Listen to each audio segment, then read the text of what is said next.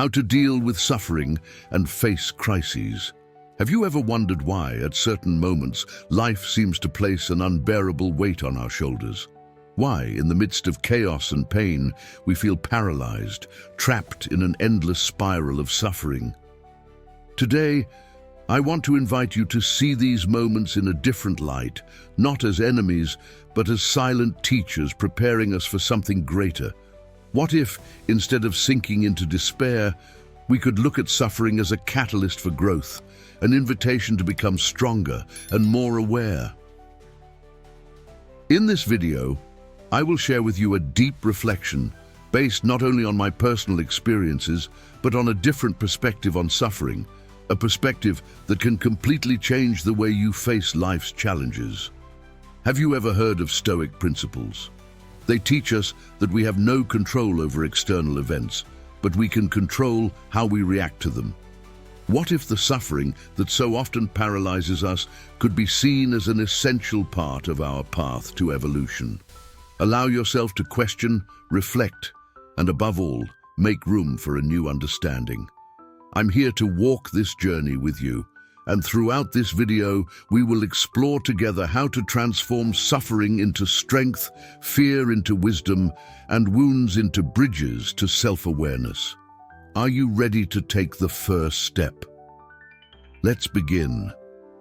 Have you ever wondered why, at certain moments, it feels like suffering is unbearable, as if it's always there, weighing on us, preventing us from moving forward? For many of us, pain emerges as an insurmountable wall. It traps us, makes us feel powerless, paralyzed. It's easy to believe that when we suffer, we are stagnant. But what if this limited view of suffering is what truly keeps us stuck? When we look at suffering as something purely negative, as if it were a punishment or a failure in our journey, it's natural to feel defeated. The mind starts creating a cycle where we repeat the same pattern. We resist the pain, try to escape at all costs, and in the process, we sink even deeper. We become at the mercy of a feeling that could actually be a great catalyst for transformation. Yes, suffering is painful. It brings fear, insecurity, frustration, but it also brings something else, a unique opportunity for growth, self-knowledge, and strengthening. Most of us don't realize that it is our resistance to suffering that causes stagnation. When we deny the pain, when we run from it, we end up staying in the same place, paralyzed by the idea that what we are feeling is wrong or that we should be free from it. The truth is, suffering doesn't hold us. We hold on to it when we don't understand its purpose. Imagine for a moment if you could see suffering differently. What if instead of resisting, you accepted it as part of the process, not as a punishment, but as a necessary step in your development? Just as coal turns into diamonds under intense pressure, we too must go through painful moments to discover our true strength. And this doesn't mean we should enjoy suffering or become complacent with it. It means understanding that it is a natural part of life, and that by facing it with courage and openness, we can extract valuable lessons from it. Think of the times when you faced great difficulty. In the moment, it seemed like the end of the world. But looking back, how many of those experiences turned into significant milestones in your life? Maybe they taught you something new about yourself, about life, about the people around you. Maybe they strengthened you in ways you never imagined possible, but it's hard to see this when you're in the midst of the storm. Pain clouds our vision, makes us believe there's no way out, that suffering will last forever. But the truth is, suffering is not permanent. It passes. And when it passes, you get to decide what to take away from the experience, paralysis or transformation. By changing the way we view suffering, we change our relationship with it. The pain may continue to exist, but it ceases to be the villain of the story. Instead, it becomes a silent teacher offering us a chance to reflect, grow, and evolve. And suddenly, you realize that instead of being stuck, you're more prepared to move forward. Stagnation gives way to movement.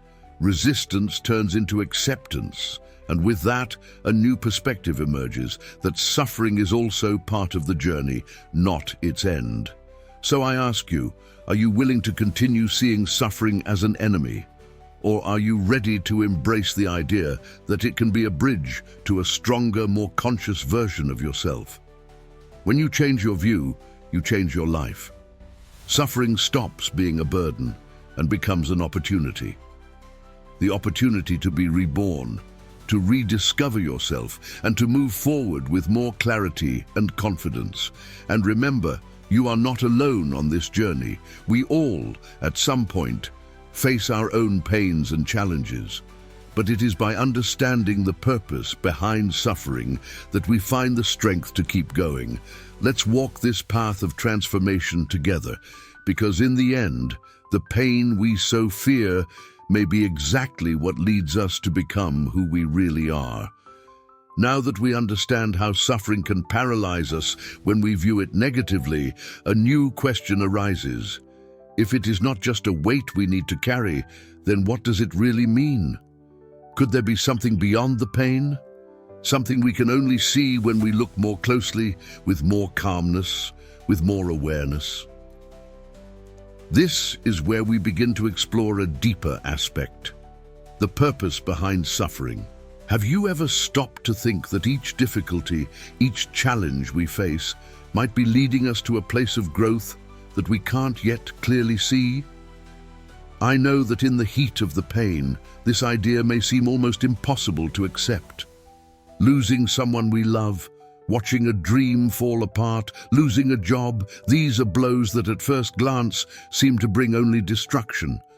But what if I told you that hidden behind these difficult moments is a greater reason, a purpose beyond what we can perceive at first impact? The truth is, many of life's most valuable lessons only reveal themselves when the dust of pain begins to settle.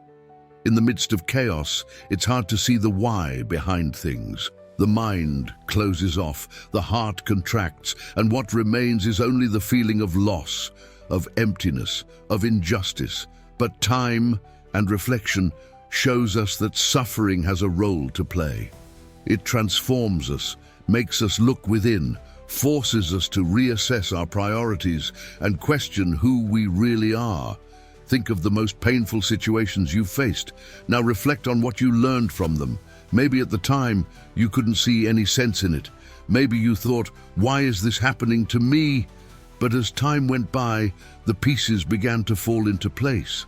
That loss, that abrupt end, may have been the starting point for a new phase in your life. It may have been the push you needed to change direction, to strengthen yourself, or even to discover something about yourself that you had never noticed before. It's as if suffering is the soil in which we plant the seeds of our growth. At first, everything seems dark, suffocating. But little by little, these seeds begin to sprout. What seemed like only pain and despair turns into learning, into resilience, into wisdom. And this doesn't mean that suffering itself is good or that we should seek it out. But it does mean that when it appears, we have the opportunity to extract something from it, something that can transform us deeply. There's a saying, life doesn't give us what we want, but what we need to grow. And it's true. Sometimes we are led into challenging situations because it is in them that we find the greatest opportunities to know ourselves better, to discover our strength, and to reinvent ourselves. Suffering, as painful as it may be, is a tool for evolution. And the most interesting thing is that, over time, we begin to realize that difficult experiences prepare us for others that are yet to come. Each challenge overcome gives us a new skill, a new way of seeing life. And this new perspective allows us to face future obstacles more maturely, more consciously. So what today may seem like an unbearable moment can actually be the foundation of a new chapter in your life. It may be the moment that teaches you to be stronger, more resilient, more confident. Suffering prepares us, shapes us, just as heat molds metal until it becomes a unique, valuable piece. Thus, the invitation I extend to you is that in moments of pain, instead of resisting and asking, "Why is this happening to me?" try to look beyond. Ask yourself, what can I learn from this? How can this experience transform me? It's not an easy path, but by embracing the pain and seeking its purpose, you will realize that it is not the end. It is the beginning of something new, something that will take you to a place you may not have even imagined you could reach. And that's what gives pain its meaning. Suffering is not an obstacle in the path. It is the path. And by walking this path with courage, you will discover that no matter how dark the journey may seem, there is always light at the end. There is always a purpose behind every step taken. Now that we have begun to understand the purpose of suffering and how it can transform us, it's time to talk about something that often prevents us from moving forward: attachment to suffering. If suffering has a purpose and teaches us something, why then do we so often get stuck in it, unable to advance? What causes us to relive past traumas, return to the same pain, and prevent the natural flow of life from carrying us to new horizons? Attachment to suffering is a subtle but powerful mechanism. It is born when, instead of letting go of the pain after it has served its purpose, we choose to hold on to it. It seems contradictory. After all, no one consciously wants to suffer. But at some level, the ego and pride come into play, and this is where things get complicated. The ego feeds off our need for control and survival, and often it prefers to stay attached to what it already knows, even if it's painful, rather than face the unknown. How many times, when reliving a difficult situation, have we thought, "I didn't deserve this," or "Why did this happen to me?" This type of thinking keeps us chained to the past, preventing the pain from turning into learning. We remain stuck in the victim narrative, as if there is no way out, and we cling to that experience as a justification for not moving forward.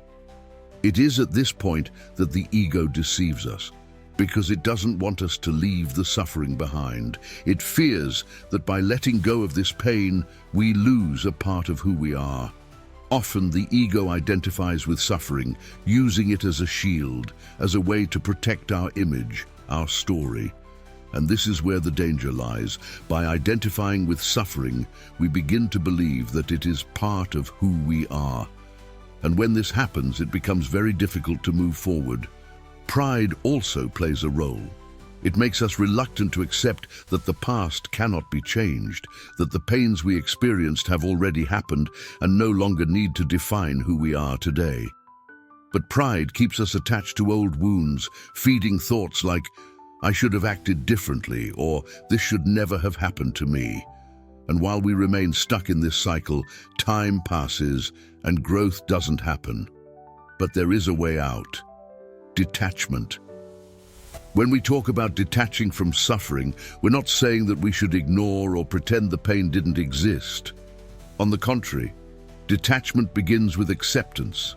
Acceptance that suffering was part of your path, that it brought important lessons. But now it's time to let it go. Detachment doesn't mean forgetting, but rather allowing wounds to heal instead of continuously reopening them. Detachment is an act of courage. It's having the courage to look at the pain and say, "I learned from you, but now I move forward." It's letting go of the past and allowing life to flow again, with its new opportunities, new challenges, and new lessons. This is not an easy process, especially when the ego and pride still try to keep us tied to the pain, but it's necessary for true growth to occur. By detaching from suffering, we create space for new experiences to come to us. We stop seeing ourselves as victims of circumstances and start seeing ourselves as the protagonists of our own journey. What happened has happened, and by releasing attachment to suffering, we open the way for healing, transformation, and personal growth. And you? Are you ready to let go of the weight that suffering has brought so far? Are you willing to leave the past where it belongs and move forward with more lightness? Because in the end, what truly hinders growth is not the pain itself, but our attachment to it. And when we choose to detach, we allow ourselves to live more fully, more freely, more connected to the present. Remember, detaching is not forgetting or ignoring what happened. It is recognizing the value that experience brought to your life and gratefully letting it go. Because deep down, suffering only holds us when we choose to hold on. And when we let go, that's when we finally begin to grow. Now that we understand the importance of detaching from suffering, I want to share something very personal with you, a story that helped me confront my deepest fears head-on and finally let go of my attachment to suffering. This journey brought me a new perspective on my pain, allowing me to see what I had been through with more clarity, gratitude, and above all, love. Some time ago, I had a transformative experience with ayahuasca.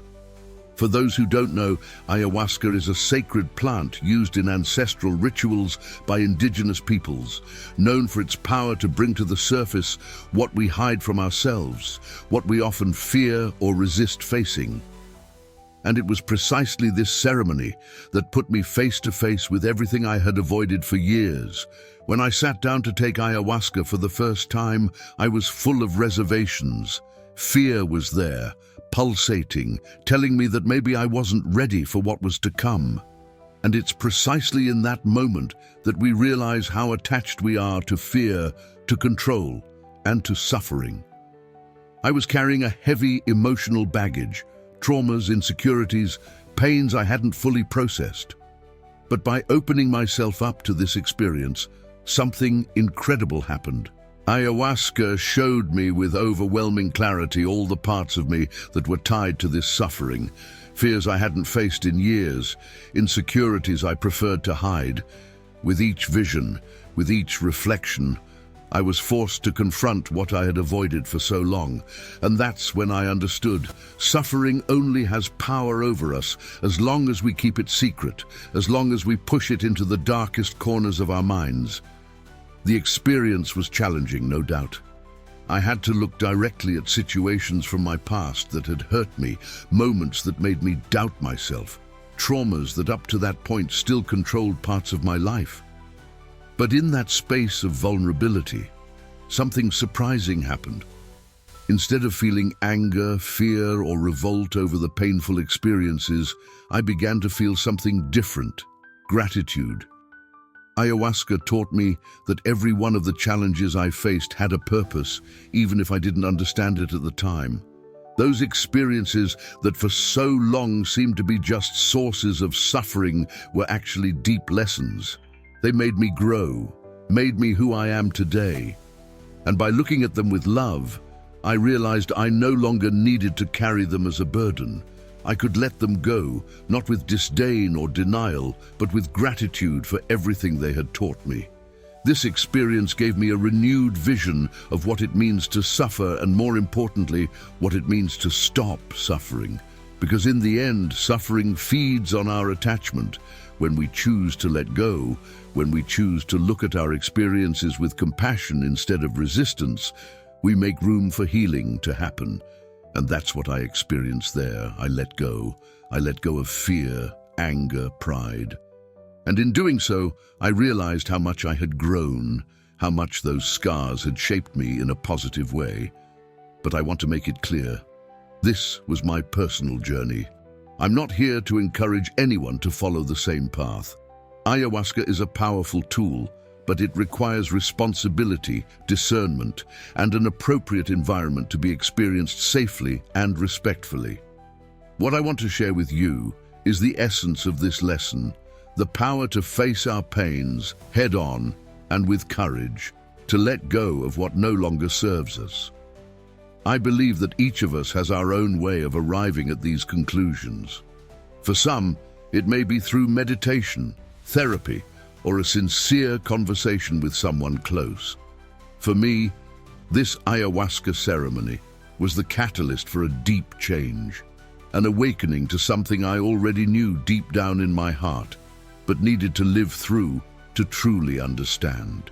And just like me, you too have the ability to confront your fears, to face suffering with love, and above all, to let go of what no longer belongs to you. Suffering, after all, only exists as long as we hold on to it. And when we learn to let go, we find peace, gratitude, and the freedom to move forward lighter and more aware of our path. Now that we've seen how attachment to suffering can hold us back and how profound experiences can teach us to release this weight, it's important to understand a fundamental issue: the difference between our mind and our consciousness. This difference is crucial for us to truly overcome suffering and find a lighter, fuller way to live. The mind is an incredible tool, but it can also be a trap when we don't understand it well. It functions as a kind of defense system, and its main goal is to protect us. When we go through a negative experience, whether a trauma, a loss, or a painful moment, the mind reacts almost automatically. It generalizes.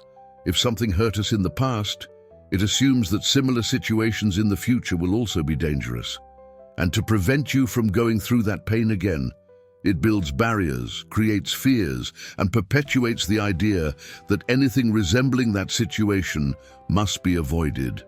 For example, if you had a toxic relationship, your mind might start alerting you that any future relationship could end the same way.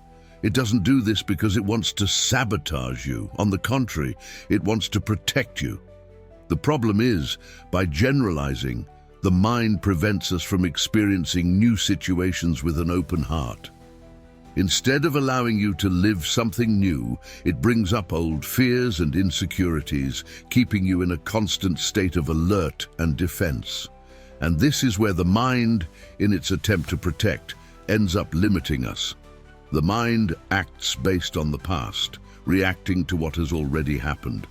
But consciousness? Consciousness is something much deeper. It's the part of us that observes all of this happening without being swept away by the mind's fears and projections.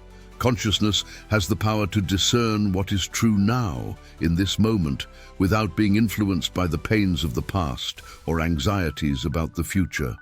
While the mind sees suffering and generalizes it, consciousness has the clarity to see what is real.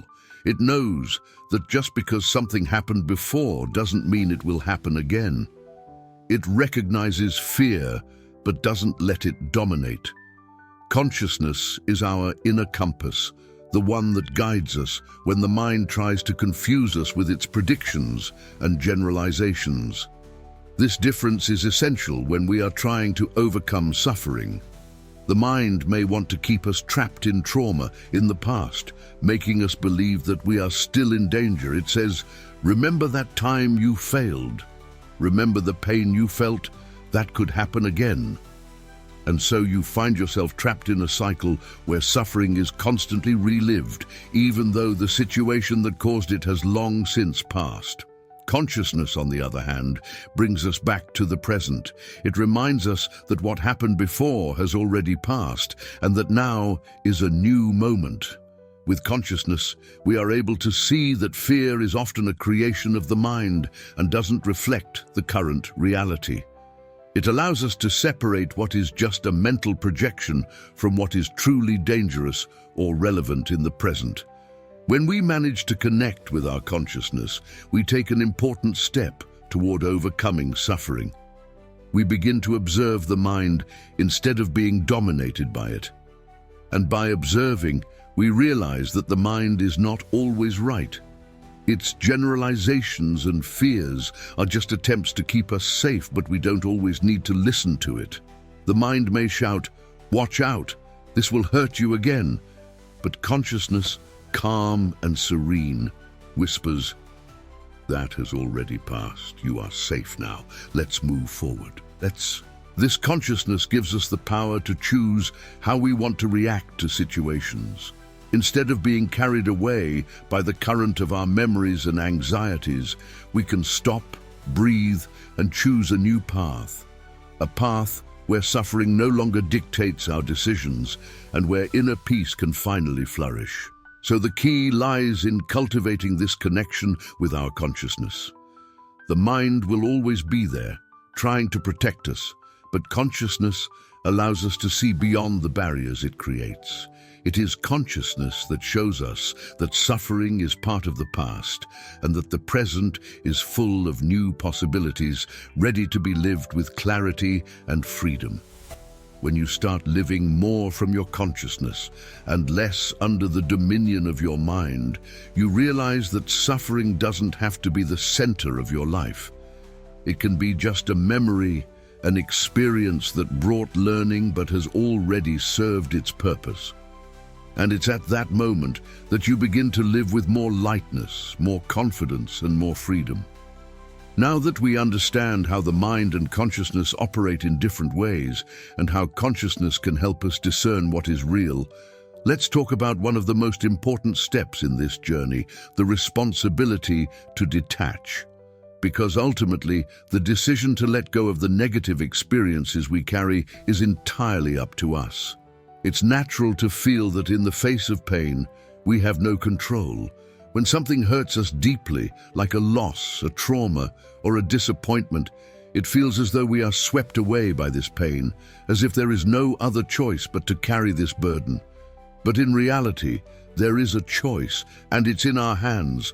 We can either remain attached to these experiences or assume the responsibility to detach and move forward. Detachment begins with acceptance. Accepting what happened doesn't mean approving of or liking the experience, but rather recognizing that it was part of our path. It's looking at the situation and saying, "This happened, it was painful, but I choose not to carry this weight anymore." When we resist the reality of what has passed, we remain trapped in suffering. The pain stays alive within us because we insist on reliving it, feeding what should have stayed in the past. But acceptance is only the first step.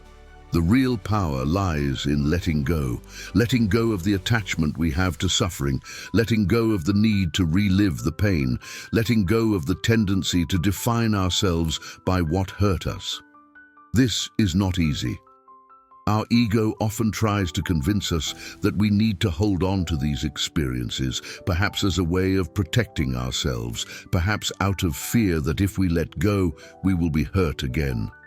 But attachment only prolongs the pain, keeping us stuck in a cycle of self-sabotage. Here's where personal responsibility comes in. Detaching is an act of courage, and it's something no one can do for you. It doesn't matter how unfair, painful, or difficult what you went through was. The responsibility to release that experience is yours. And this is one of the hardest lessons to learn because it involves taking control of our own emotional well-being. We don't choose what happens to us, but we do choose how we react to it. Life will present us with challenges, obstacles, and moments of suffering, but it's up to us to decide whether we'll cling to these negative experiences or transform them into lessons, into catalysts for growth. And this decision comes from the awareness that the past cannot be changed, but the future can be shaped by the choices we make in the present. By assuming this responsibility, you empower yourself. Instead of seeing yourself as a victim of circumstances, you begin to see yourself as someone capable of shaping your own life, regardless of what happened before. And by letting go of these experiences, you make room for something new, for new opportunities, for new versions of yourself. Detaching doesn't mean forgetting or ignoring. The negative experiences, the pains, and the traumas we've lived through remain part of our story. But what changes is how we relate to them. Instead of letting these experiences define or paralyze us, we can see them as valuable lessons. And by looking at them this way, suffering loses its grip on us. Think of a rope you're holding onto with all your might. The longer you hold on, the more your hands start to hurt, the more you harm yourself. But the moment you decide to let go, the pain begins to subside. Detachment works the same way. Holding on to the past, to what hurt us, only prolongs the suffering. Letting go, on the other hand, frees us. And this responsibility is personal and non-transferable. No one can do it for you. Letting go is an act of liberation, but also of acceptance.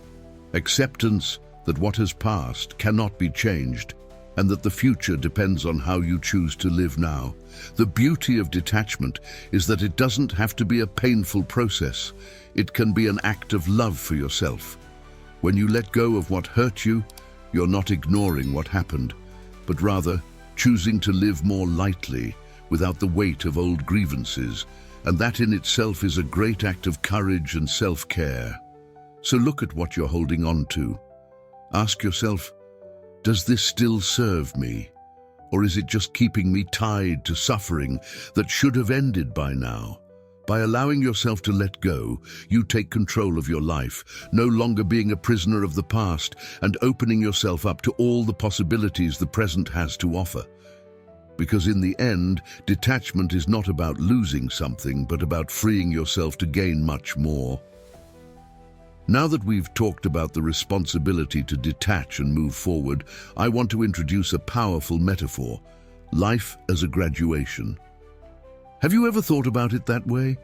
Imagine life as a great university where we all, without exception, are both students and teachers.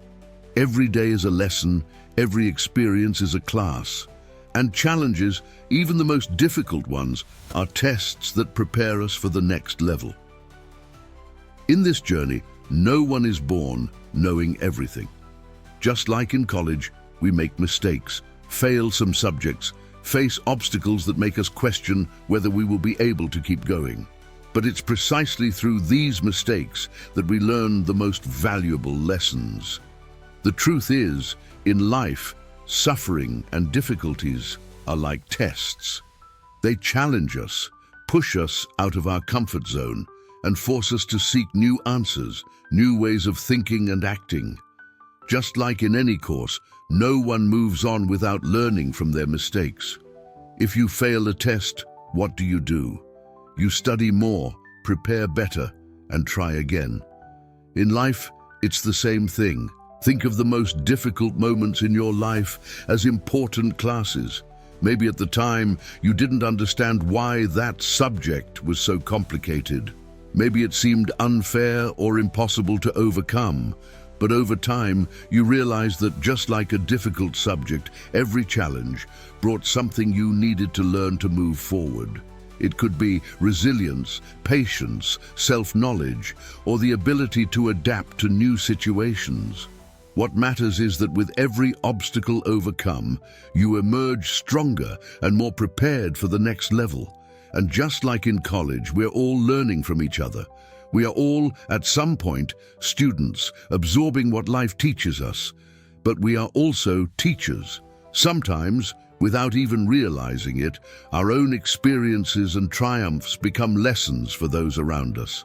The stories we tell, the difficulties we overcome, all have the power to inspire and teach those walking alongside us.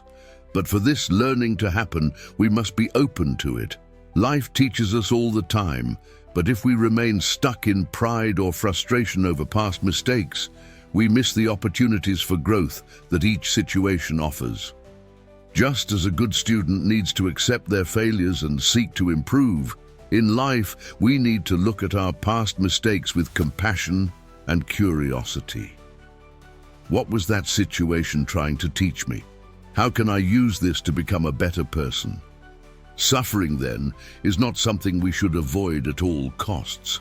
It is part of life's graduation. Just like academic tests and challenges, it prepares us for the future, for more complex situations, and for our evolution as human beings. But for learning to occur, we need to stop seeing difficulties as punishments and start seeing them as opportunities. And here's one of the great truths of this metaphor.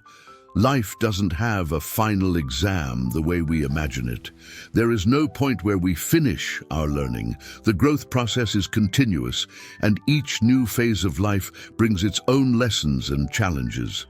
We are always learning, always growing, always being tested, and the more we embrace this reality, the more prepared we are for the challenges ahead. Just like in college, where you progress semester by semester, in life, you move from phase to phase. What once seemed insurmountable years ago may now seem like a distant memory. because you have grown, you have changed, and now you are stronger and wiser to deal with the challenges that lie ahead. That's why it's so important to look back with gratitude, even at the most difficult moments. They were the tests that brought you to where you are now. And just like in a course, where each stage prepares you for the next challenge, the experiences of the past are the foundations of your future. They shaped you, prepared you, and gave you the tools to continue evolving. Life is this infinite graduation where learning never stops, where we are simultaneously students and teachers, where suffering turns into wisdom, and where every mistake is an opportunity to learn. And the more we accept this, the more ready we are for whatever comes. Because in the end, the goal is not to be perfect. The goal is to learn, grow, and keep moving forward in this incredible journey that is life. Now that we understand life as a continuous journey of learning, where suffering and mistakes are an essential part of our growth, we need to talk about how suffering, like happiness and love, is part of the natural flow of life. Often, we try to fight pain, resist it as if we could avoid it altogether. But this resistance, paradoxically, is what often intensifies the suffering. The truth is, life is not a linear path of good, easy moments. It's full of ups and downs, joys and sorrows, meetings and farewells. Suffering is as much a part of this cycle as moments of happiness. Just as the seasons of the year alternate, we also live through phases where things flow smoothly and others where we face challenges that seem insurmountable. But both moments are equally important. They are part of the natural balance of life. Many times when we are facing difficult moments, our first reaction is to resist. Pain arrives and immediately we shut down. We want to avoid it, flee, ignore that it exists. We do everything we can to distance ourselves from suffering as if it was something that shouldn't be part of our experience. But the more we resist, the more it grows. Suffering intensifies because by denying it, by trying to block it, we create an internal barrier that prevents the natural flow of emotions. And this barrier generates even more pain. Think about how the waters of a river flow. When we try to dam a river, it builds pressure until eventually the water finds a way to escape, sometimes destructively. Similarly, when we resist suffering, we are trying to block something that is part of life. And this resistance creates an internal tension that amplifies our pain. Instead of letting suffering take its course and eventually pass, we hold on to it, and it becomes an even heavier burden. The secret is to accept that suffering, like happiness, is temporary. Nothing in life is permanent, not pain nor joy. Everything is part of a constant flow. And instead of fighting against this, we can learn to accept this movement. When we accept that suffering is part of life's cycle, something shifts within us. The pain doesn't immediately disappear, but it stops being an uncontrollable monster and becomes something we can face with more serenity. Accepting suffering doesn't mean liking it or wishing it to happen, but rather recognizing that it is an inevitable part of our existence. It comes just as joy comes, and it also goes. This acceptance opens up space for us to live life more fully, without desperately clinging to the good moments in fear of suffering, nor sinking into the difficult ones, believing they will last forever. Resistance, on the other hand, creates more suffering. By fighting against reality, by trying to avoid the inevitable, we only hurt ourselves more. It's like swimming against the current. You waste energy, wear yourself out, and still can't change the course of things. But when you decide to let go, when you stop fighting the current, life begins to flow again. This concept of accepting life's flow is not about being passive or resigned. On the contrary, it's about learning to live more wisely. When you understand that suffering is part of life's natural movement, you begin to see that it has its place, just like moments of happiness. And instead of struggling against it, you embrace it, knowing that it too brings its lessons, and that like everything in life, it will also pass. Suffering, when accepted, loses its power to paralyze. It continues to be painful, but it stops being something that prevents us from moving forward.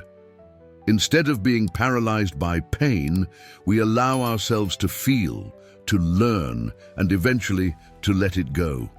And by doing this, we free ourselves. When you accept suffering as part of life's flow, you open yourself up to a new way of living, a way where resistance gives way to fluidity, where pain brings wisdom, and where you feel more at peace, knowing that just as difficult moments come, they will also go. And that in the end, it's this constant movement that makes life so rich and full of possibilities. So instead of resisting suffering, allow yourself to flow with it. Accept it as part of the cycle, knowing that it doesn't define who you are, but that by accepting it, you become stronger, wiser, and more capable of enjoying every moment of life, whether it's filled with pain or joy. After all, life is a flow, and the more we learn to navigate it, the freer we become. Now that we've talked about life's natural flow and how suffering is part of this movement, it's essential to clarify a fundamental point: detachment. Often people confuse detachment with insignificance, thinking that detaching from negative or even positive experiences means not caring, devaluing, or ignoring what happened. But in fact, detachment is far from devaluation. It is actually a more loving and conscious way of dealing with what life presents to us. Detachment is not disdain. When we talk about detaching, we are not suggesting that you look at your experiences with indifference or treat them as if they had no importance. Detachment is, first and foremost, a way of honoring what has passed, recognizing the value of what happened without being bound or defined by these experiences.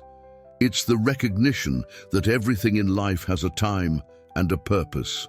And once this cycle is complete, we need to allow these experiences to follow their path. On the other hand, the idea of insignificance carries with it a sense of disdain, as if experiences, whether good or bad, had no value or relevance. When something is insignificant, we treat it as irrelevant, with no real impact on our lives, but that's not detachment. Detachment, on the contrary, involves looking at our experiences with respect and gratitude, acknowledging the importance of each moment, but understanding that they do not belong to us. We don't need to hold on to what has already served its purpose.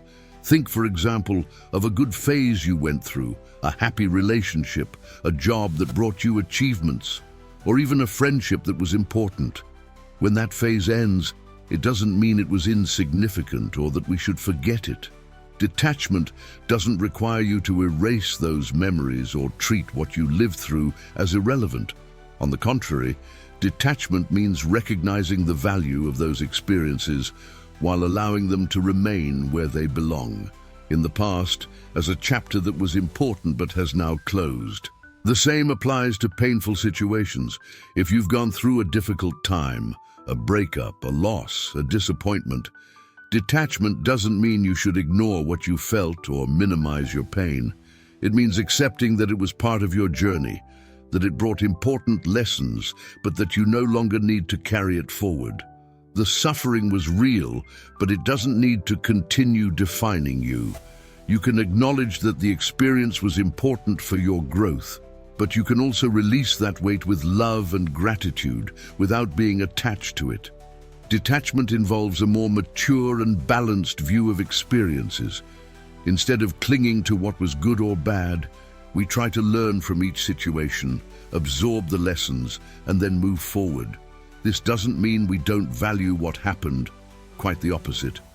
When we detach, we're saying, I appreciate what I lived through, I learned from it, and now I choose to move on without carrying the weight of this experience forever. Many times, what holds us back is the belief that by letting go, we are devaluing what we lived through. But letting go doesn't mean forgetting or diminishing the importance. It means recognizing the value, honoring the memories, but also understanding that the present asks us to live in the now. instead of being tied to what has already passed. Detachment is a loving liberation, an act of self-care that allows us to live fully in the present without being dragged down by the currents of the past. Detaching is not about becoming insensitive. It is, in fact, a way to free ourselves from the bonds that keep us tied to something that has already fulfilled its purpose. Detachment is learning to live with lightness, without carrying the unnecessary weight of what was. And this lightness only comes when we understand that we don't need to hold on to everything all the time. We can let go without fear of losing the value of what was lived. So when thinking about detachment, remember, it's not about insignificance or disdain. It's about honoring what has passed, learning from it, and moving forward more lightly, more consciously, and more open to what life has to offer in the present. Detachment is recognizing that everything has its time, and that the greatest act of love we can do for ourselves is to let go of what has already fulfilled its role. Because in the end, it's by letting go that we create space for new experiences, new lessons, and new ways of living. Now that we've reached the end of this reflection, I want to leave you with a final message that is really an invitation, the invitation to self-knowledge. Everything we've talked about so far, about suffering, detachment, learning, and growth, converges toward a single direction: the journey of truly knowing yourself with sincerity and courage. Self-knowledge is the key that allows us to navigate life with more awareness. When we truly know ourselves, we begin to see our patterns of thought, our attachments, our pains, and also our strengths. We start to understand the reasons behind our reactions, the origins of our fears and insecurities, and above all, we begin to see what really matters to us. Every experience you've lived through, whether of pain or joy, carries within it a lesson, and self-knowledge helps us look at these experiences with gratitude, understanding that they have shaped us, strengthened us, and prepared us for what is to come. By reflecting on what has passed, without resisting or becoming attached, you begin to walk a path of personal evolution, a path that leads you to become the best version of yourself. But this journey is neither quick nor linear. Self-knowledge is a continuous process that requires patience and, above all, honesty. It's an exercise in looking within, facing your fears, and accepting your imperfections, knowing that they are part of who you are. And it is through this process that you find true freedom, the freedom to live your life fully, without being controlled by the past or the fear of the future. So I invite you to take this step, to look within yourself with love and curiosity, to reflect on what you've lived, what you've learned, and what you still need to let go of. Every small step on this path makes a big difference.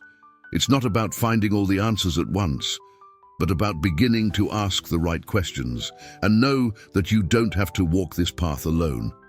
If at any point you feel you need help to better understand your experiences, your feelings, or if you simply want to share your journey, I'll be here. I am available to listen, to support you, and to guide you on this path of self-knowledge and personal evolution. Sometimes, all we need is someone to walk with us, to help us see what is hidden inside. So, from the heart, I encourage you to continue this process. The practice of self-knowledge has no end, but each step we take brings us closer to a more conscious, lighter, and truer life. Look at your experiences with gratitude, let go of what no longer serves you, and allow yourself to grow and evolve always. Because in the end, this is the greatest journey of all, the journey of knowing and transforming yourself. Thank you so much for being here with me. I hope this reflection has brought you something new and that you continue on this path with courage and gratitude. And remember, I am always here, ready to help, no matter where you are on your journey. Let's walk this process of self-discovery and growth together until we meet again, a hug full of gratitude and self-awareness.